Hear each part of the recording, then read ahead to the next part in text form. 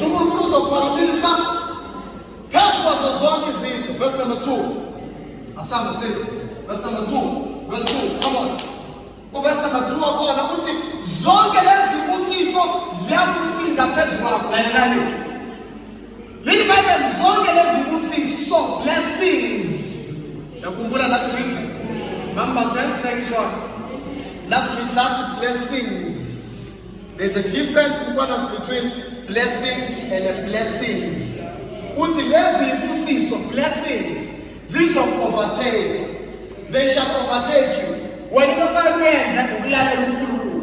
Ngesikhathi ukulalela uNkulunkulu uthi lezi zibusiso, they shall overtake you. Uthi zizofika phezu kwakho zikufike. Why ubizulalela uNkulunkulu? Why ubizukhonza uNkulunkulu? Why ubizuthi Nkosi ukhuluma nakuthina namhlanje? Why ubizufaithful kunkosikazi wakho kumyeni wakho? Why ubizufaithful in small things? Why ubizukhonza uNkulunkulu womzimba wakho? Uthi uNkulunkulu lezi zibusiso izokwenza njani mzalwane? Say overtake. Say overtake. Say overtake. Yabona ukaqweni wonke maye overtake andiwo kusuhamba kancane. Bese lenge emuva ithi ngathi uhamba kancane. Lezi busiso zithi into oyilindele ngo-2030. Into oyilindele ngo-2030 uNkulunkulu uzoyenza ngo-2025. Uzoyenza ngo-2023. Say amen. Yena kwathi ulinde uzoyenza mhlawumbe sengimdala utawu sengasebenza. Uthi uNkulunkulu I'm going to overtake you. So overtake. Anogama likaJesu. uDavid wathi okuhle nomusa kunjani bazalwane? Okuhle nomusa kunjani? Thina asinalo izolo, thana kunalo izolo. Ngoba ukuba ngemuva ubona okuhle kaJehova. Udwaze wamuhle Jehova. Uwabheka kwaze kwafika la. Ukuba kuthi ungekho ngabe kuphelile ngani. Say overtake.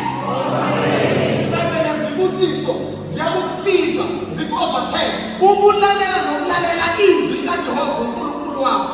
Verse number 3 uthi uyabusiswa emzini, thana emzini. Uyotongena emzini wakho umuzi wakho shall be blessed. I think everyone uzofuna ukuyi-associate nesibongo sakho. Namantombazana azofuna ukushadela emzini wakho. Nkosi yami, iBhayibheli uzobusiswa emzini. Your house shall be blessed. In the city you shall be blessed. They shall say, you are blessed. Say amen. Say amen. Say amen. Ingane zakho izobabafundi bakaJehova. Ingane zakho ngeke ikhethe isiqalekiso. Ingane zakho kune-blessing ezohlala phezu kwawo. Say I believe that. Thani ngiyakholwa lo. Ingane zakho beyingasebenzi beyingafundi. Khona ugwigidi bazokwenzeka. Khona iguquko ezokwenzeka. What I'm saying to them, kunompotho ozokwenzeka. Ngoba kuzothi noma kade ngemuva bonakala sengaphambili.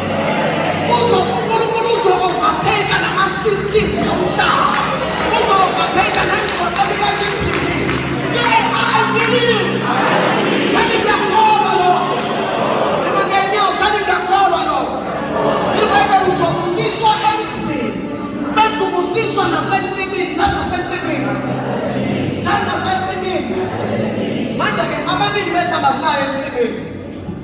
La ama-investments lapho. Ukusebenza ubona ukuthi usebenzelani. Thanda uzoyibona into isebenzelani. Thanda uzoyibona into isebenzelani.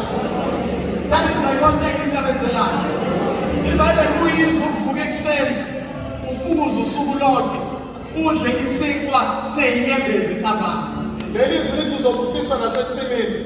Makusayixala ngabhanoyi yesu. Amen. Uyangizwa? Makusayixala ngabhanoyi. Wena khomba insini. Khomba investment. Khomba ibhizinisi ofuna uyiqala. Uthi uNkulunkulu la utshala khona kuzokhula. Thani ngiyakholwa leyo. Say I believe that. Yabona ngikhuluma in the spirit. Kanti kuno bakumshaya izona. Uthi kune ceiling evalekile ngalesikhathi ngena umfundisi. Kune ceiling efilini yavala ngalesikhathi ngena umfundisi. Siyadeclare nasemkhathini namadimoni akule ndawo ukuthi umfundisi usayikhona. Siyadeclare namadimoni akuthola amathuba ekubenzeni. Izimana ukuthi izwi lomvuleke ngeke likaJesu. Izwi lakuvuleke in your favor ngegama likaJesu. And whatever sinning ebidlini growth yakho ayingabisakuvela, you shall be blessed going in. You shall be blessed going out. And whatever you touch, you shall be blessed. So amen.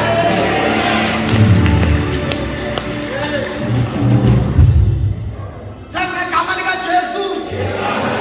Tell me gama likaJesu. Isibusiso sakho Jehova. Isilindele kwifamily yakho. Ngisho kakhulu ukuthi ngisilindele kwifamily yakho. Isilindele emndenini wami. Ngegama likaJesu. Kanti kusukela manje ngizobona isibusiso emndenini wami. Changes is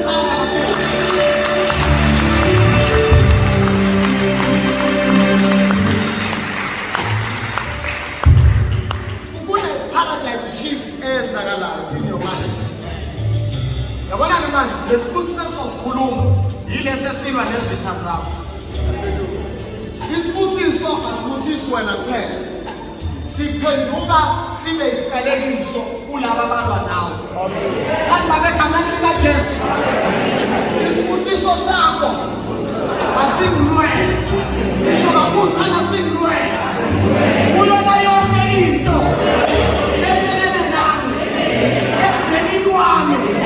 emshadweni wami, impumelelo yami, ey'malini zami, ngegama likaJesu. Kanti isibusiso sakho asinwele ngegama likaJesu. Bashalela uJesu izandla.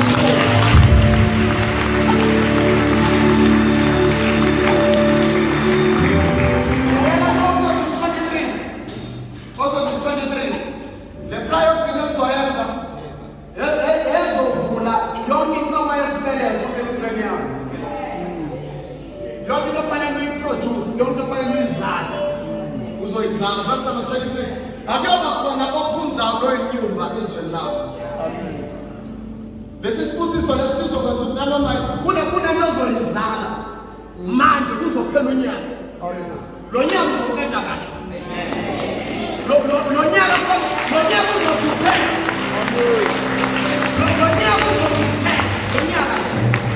Uzokuphela uzobusuwazi ukuthi 2023 kunezinto ezintsha ezenzakalayo. Thank ngegama likaJesu.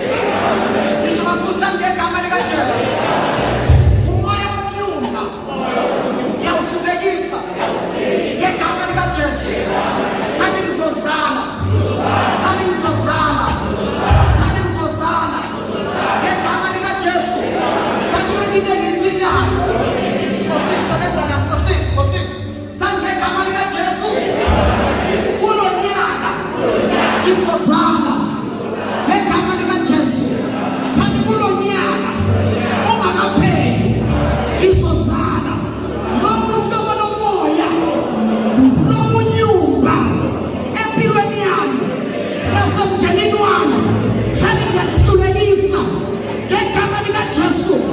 Kanti wonke amadimoni obunyumba abekade phila kwifamily yami, ey'malini zami, emndenini wami, ey'nganeni zami, ebhizinisini lami, kwikheria